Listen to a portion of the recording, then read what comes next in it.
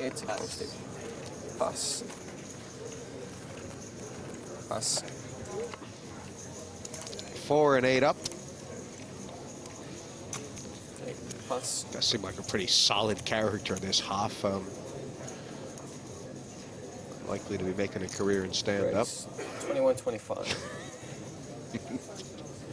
You're doing well to make a career and sit down. I'm all in. Re-raise all in. And this is the second time Channing's moved on Hallett, Park. It's kind of hand-related here, I guess. Yeah. Whoa.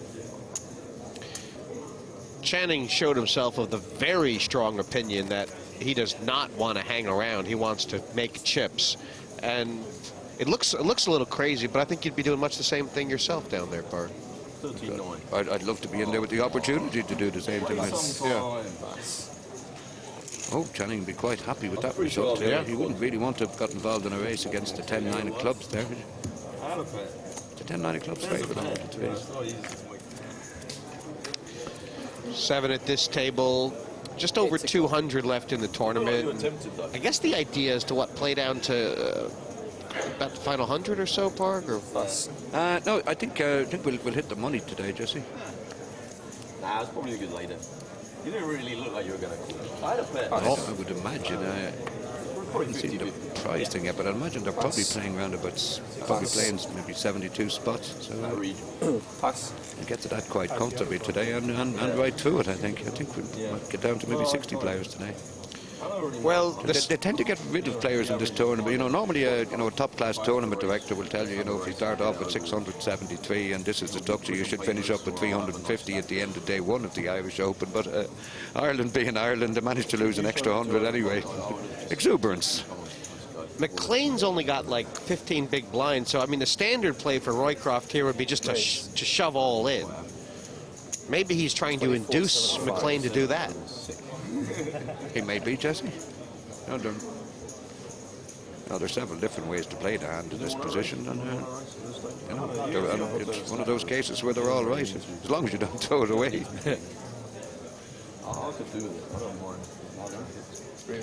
And that's exactly what Roycroft has done. Well, very gutsy from Stephen. Yeah. He's going to feel a little bit unlucky that he's run into a hand here. This blind on blind, but it was. I like the play from Stephen. Some Irish players like to wait for the 10-6 for that manoeuvre. Which team do you support, Chelsea or Man U? Well, Stephen's had a chance to pick up a few chips. What's the Yankees? Yeah. You're a big fan of Hard on Shield, Parg. He's shown that, and look at this. He's still 32%. Yeah. I mean, that's with the 9-3. That's not bad. Next week. But as good as it gets. It's not often you get on against the 9-2. Oh. Much worse now. It'll need to be a runner. January been interesting. Good luck. Good luck, sir. Shaking hand. Cheers. Good luck. Young Stephen McLean, one of the Irish hopes, fallen down before the river cards even dealt. Ed Roycroft. Steve could do there. No. He's sit down at this table and destroyed everybody. This TV table is great. I know, I can see you're enjoying it. Well, it's the flagship of Irish events, the Irish Open, like obviously the longest running tournament in Europe, and it's massive prestige for Irish poker and everything like that. Obviously, like the field of the tracks, the level of professionals, everything like that is, it's great for Irish poker. Like, what was I doing moving in with 3-9 off suit? At least I don't have a bad beat story, I hate coming away saying, well, I got outdrawn. At least I don't have to do that today. Pass. Raised all in. Pass. 13. Roughly. Pass.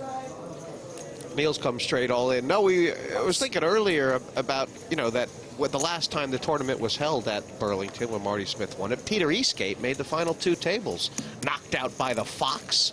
And next year he won the World Series of Poker. Or 2 years after. Remember? I certainly do. And in fact, in fairness to you, you did spot Eastgate's promise at the time. In the meantime, Neil Channing is on the verge of getting knocked out again. And can he survive another all-in? He seems to be pretty handy at it. I mean, The guy that used to be in seat 7. This is a very tricky one, and he's up against a guy who's, if he gives him the finger, it's going to hurt. He played the same way apparently.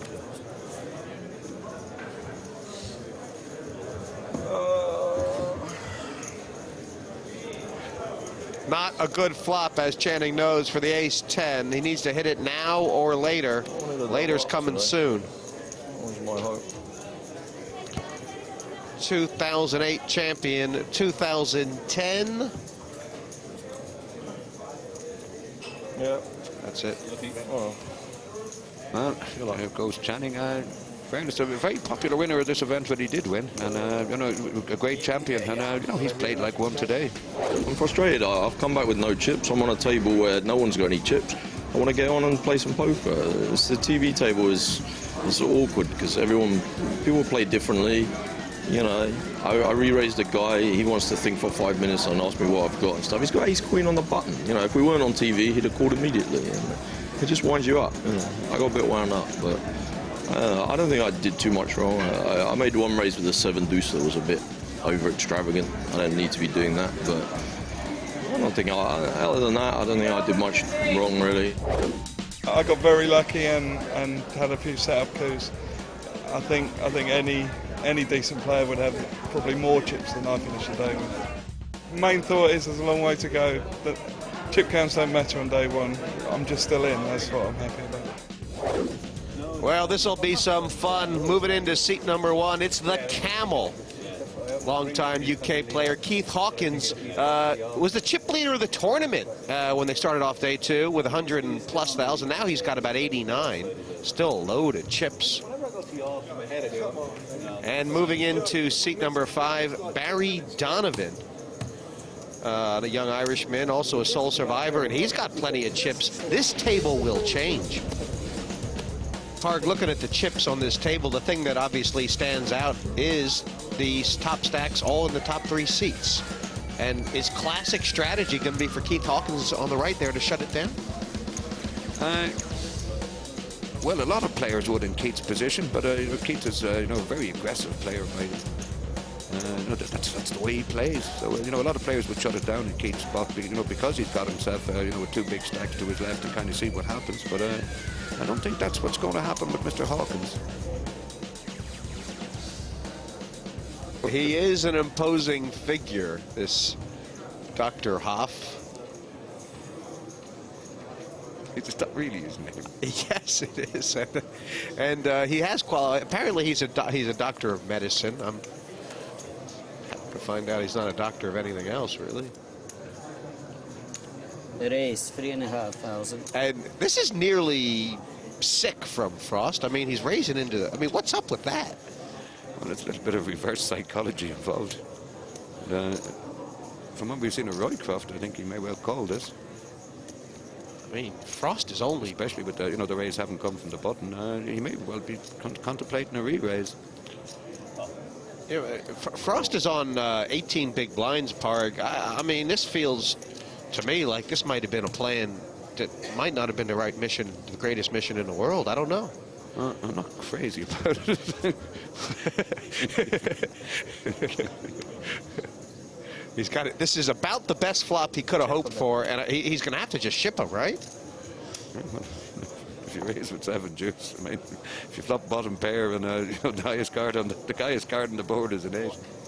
Bet 4,000. Oh. Player goes all in. Well, he's not Good shirking read his from duty. Frost. Yeah. And Roycroft at this In stage. fairness to Frost, I mean, after playing the 7 deuce, he's All in is 15,000. he's certainly been prepared to follow it through. Yeah. He maybe knew what he was doing. And You might think he's Swedish. 11,250. Roycroft not delighted about this, but is he going to start thinking about the pot size? No. No, he's a little ambitious, I think.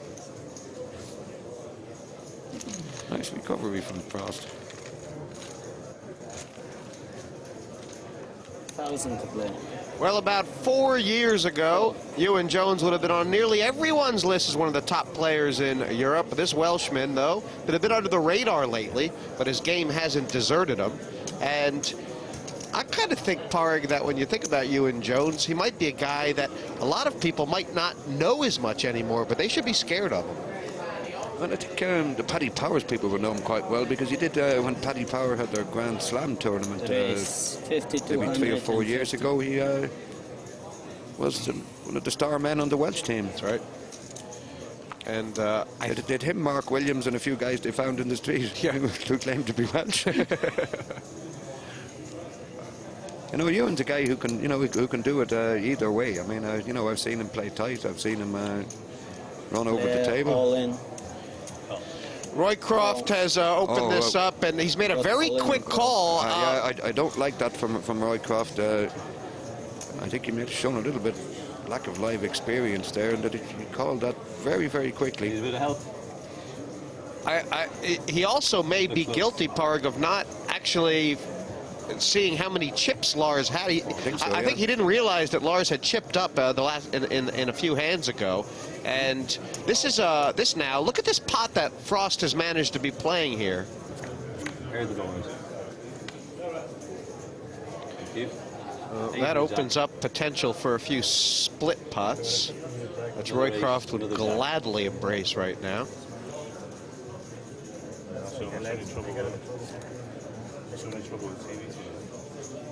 Ace, Jack, 5. Yeah, that's pretty much the story. The 8 or the 5 for the split, the Jack for the win. All the rest are Frost's double up.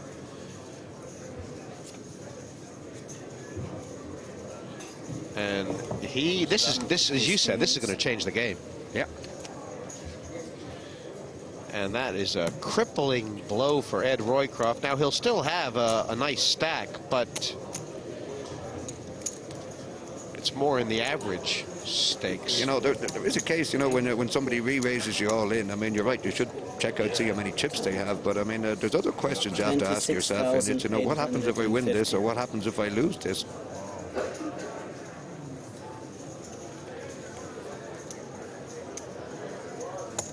Race A feature of this tournament last year was the way the structure worked out. The play at the business end of the tournament was everybody, even the short stacks had a bit of play left.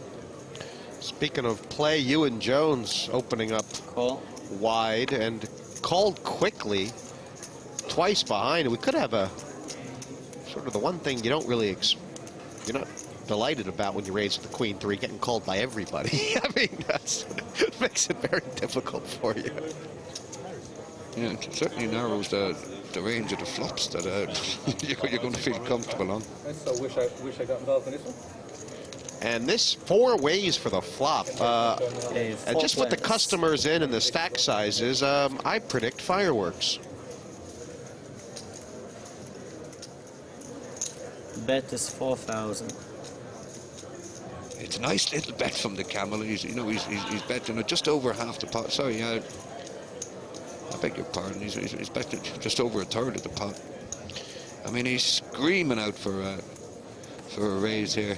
Right. The last thing you expect here is for Keith to have 3 6s, which is exactly what he's got, right? I mean, this is as tricky as it comes. And look what he's induced. He's actually trying to find Ewan with an overpair here to raise him, but it's actually worked out even better that he's got Ewan to raise him with absolutely nothing. All in.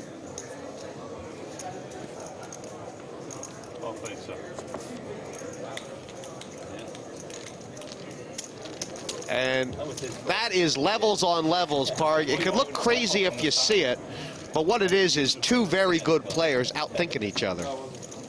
Exactly. Parg, there's Ken Doherty, and he's got chips like 70K. Yeah, I mean, he had a big upward progression yesterday all day long and finished up with 41,000 and was very, very excited at the end of the day. He is so not here to make up the numbers, and I mean, there's no accident. He can play. Sure. I mean, like I was talking to him for 10 or 15 minutes at the close of play last night. He was one happy camper. Look how focused he is, and in training you can see for the World Championships of snooker. I mean, he's like, looks like he's in a form of his life right now, doesn't it?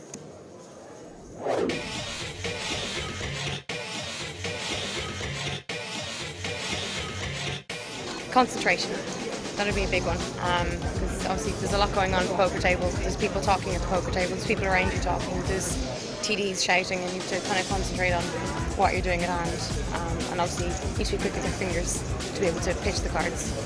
And that's kind of what it takes to be a good dealer.